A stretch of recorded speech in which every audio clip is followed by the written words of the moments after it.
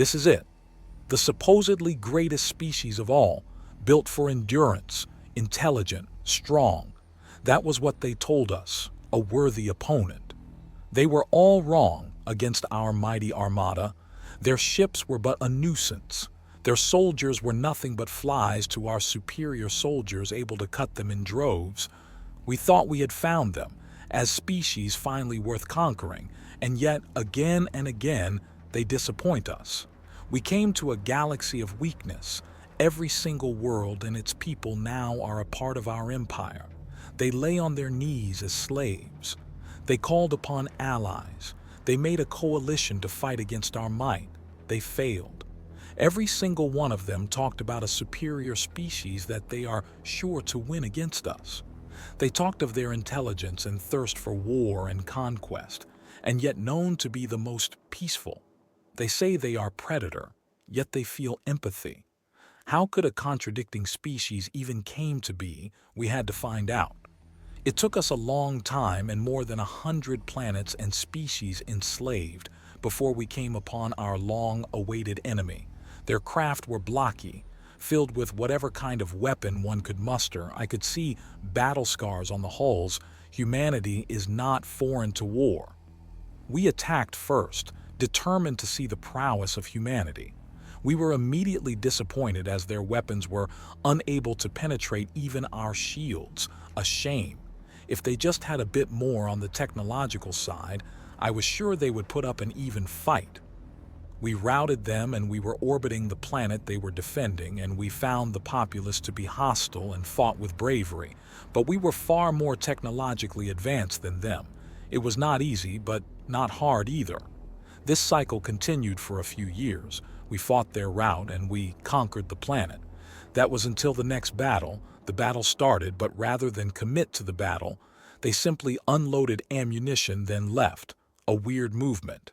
We came to know this tactic as guerrilla warfare, wherein a force engages in skirmish killing as much as possible, then simply leaving before we could retaliate. This continued as we slowly advanced to the human home system. It was at what they call as Kuiper Belt that we faced true resistance. Thousands of ships now sporting unknown weapons were spotted. We were a few light years from the ship. When they began firing, we thought nothing of it. Their weapons were obsolete after all. That was until a few of the ships blew up in dark void. Disintegrating before our very eyes, they had scored their first kills. We rushed into range in order to stop them from firing again. A few more ships lay waste, but we were in range. The battle was fierce and they fought like animals. We scored a few kills, but so did they. But we were far more numerous, so they fled, jumping into our equivalent of FTL. We held ground to repair and recover our lost forces. We had already requested for more fleets to our location. We bolstered our numbers and we advanced again on the planet of Neptune. We engaged again in combat. The same happened at the Kuiper Belt. With us routing the human fleet again, we stopped and bolstered our casualties. Both happened in Uranus and Saturn. On Jupiter, ground campaigns had to be made. It seems the madmen called humanity had taken home on its moons, some of which they turned into fortresses. It took us around 3 months to take control of the moons before assaulting the planet. Being a hostile planet, we almost never had believed the rumors of human colonies on Jupiter were even possible if we had not scanned the planet. It took us even longer, around a year, to clear the planet of humanity. Most were enslaved. Many fought and died. An admirable yet futile attempt. On the asteroid belt, humanity again employed their guerrilla tactics. Some ships were damaged but not out of the fight. Then finally, Earth, the human homeworld. There we saw how gigantic the human ships really are.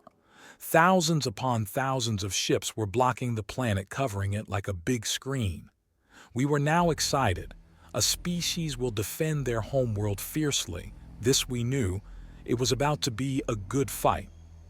The darkness of the void was filled with laser fire, cannon projectiles, missiles, and more, blanketing the dark with the greatest fight of our lives. They fought bravely with courage and determination. They scored many kills, but then again, They were far technologically inferior to us. Slowly but surely we whittled their numbers, for each one of ours took 4 or 5 of them. 3 days we fought, but we were victorious. All of us had one thing in mind. Humanity gave us the greatest battle of our lives. The thrills we had long forgotten were like drugs to us. But alas, the fun was done, and we began the enslavement of the people of Earth. After a few hours, I was informed of a surviving admiral captured and contained, so I decided to speak with the admiral. The admiral was chained in the neck, arms, as well as the feet, so I ordered them to let him go. I walked down from my seat and stood in front of the admiral, seeing him eye to eye. "Greetings, Admiral. Forgive my people. They lack the courtesy to attend to your needs. I thank you for the greatest battle of our lives," I spoke. The human red rushing down from his forehead to his cheek, his attire battered and clearly burned in a few places, exposing skin, looked me straight in the eye. "Do not thank me. I thank you for bringing your entire fleet here," he said so defiantly, straightening himself. "I did bring most of our ships to the battlefield, leaving a small contingent to protect our slaves. I do not understand, human. Your world is about to be conquered, and yet you stand there as if you had already won. Where does this confidence come from?" I asked. As an explosion was heard, and yet we saw none of our ships were on fire nor blowing up weird. I forgot about the human. "You think you won here? No, this is humanity's win. You came here expecting slaves and a world to conquer, but humanity would rather die than be stripped of freedom. You boast about your superior weapons and technology. It blinded you. Confidence overtook you, following your pride instead of thinking, this will be your end." He said, "I noticed something weird about the planet, as if something was swallowing it from the inside. Not a few seconds later, my crew and myself knew what it was, a black hole in the center of Earth. All of those engagements were delaying actions. We planted an experimental device that would swallow the entire system. Run, if you will, but you won't be able to escape it," he said asterisk. "We will never be slaves. We will never back down from a fight. And if we are to be defeated, we will take you down no matter the cost. We will die here, and soon we will see each other in hell, and I will revel in your screams," he stated in defiance. "Burn this into your souls. Xenos, this is what you get when you fight with us," he shouted as the black hole grew larger and larger. I realized that this was all a trap. The planet must be empty, and in our foolishness we forgot to consider it.